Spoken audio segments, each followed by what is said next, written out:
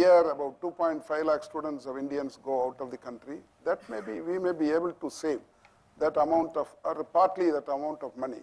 But at the same time, if they come here, there should be some kind of condition saying that they should have a partner university here. On the National Commission on Higher Education and Research, are you okay with it?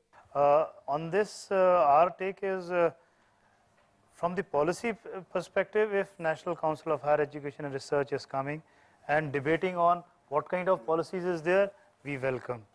The issue, the policy agency should be uniform for the country. There should not be distinct agencies coming in.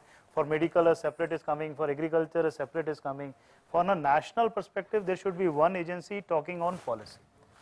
The second important part was the administrative part, the regulatory part of it. The regulatory part, the execution has to be transparent, which is what is being challenged, and that's why we all are talking of all these changes in them. Third important part was quality inspection, verification, the accreditation part of it.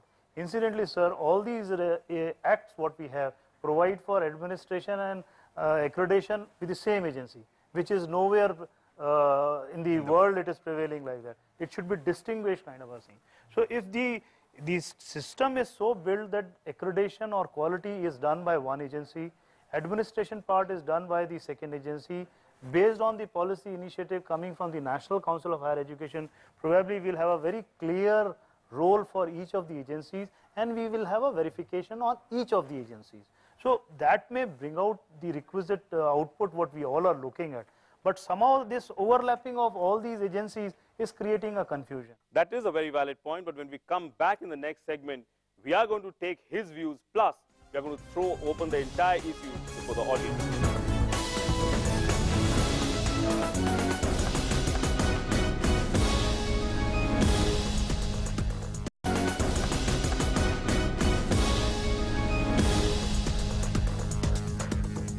Welcome back. You're watching a special presentation on CNN IBN, higher education and the contribution of the deemed to be universities. And one other related issue, Mr. Chelani, was the fact that there were issues with the National Commission on Higher Education and Research regarding that only certain kind of technical institutions are falling within the purview.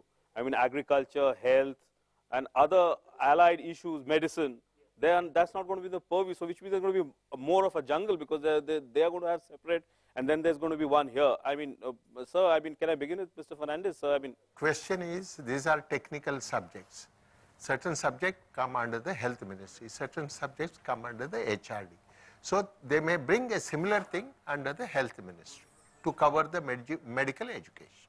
But that is not going to sort out the multiplicity of authorities and again clearances and going to the owner's task of... that problem we will have to resolve. There is already a report, and we are going into that. Mr. Vishwanathan?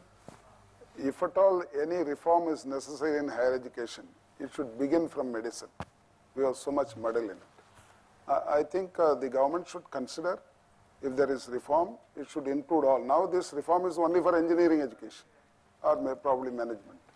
We welcome reform, because we require reform, because we have to compete with the rest of the world, particularly the Western world, in higher education. Finally, I mean, resource mobilization is, where is the government? It has to be a balance between the public spending and the private sector, otherwise we are not going to reach the target, and we have an obligation to reach the target. Somehow government institutions will get a direct financing benefit from government, but when we come to private sector, the issue is very widely open. We all expect that all of them do a contribution as a social cause, but somehow we miss the basic instinct that all of them will work for profit or for some revenue. If we look at the peer group industry, there is no question.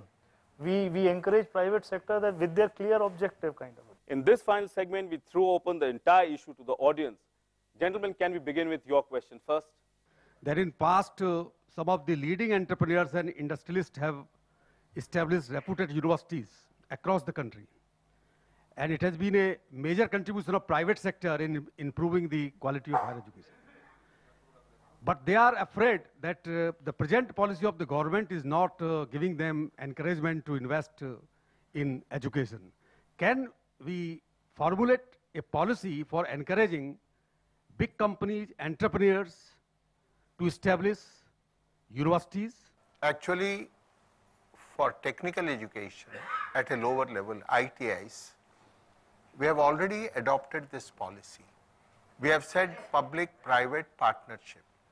Even the government ITIs, we have handed over to the industry so that the students who get education there, they are absorbed in the university, in the industry immediately.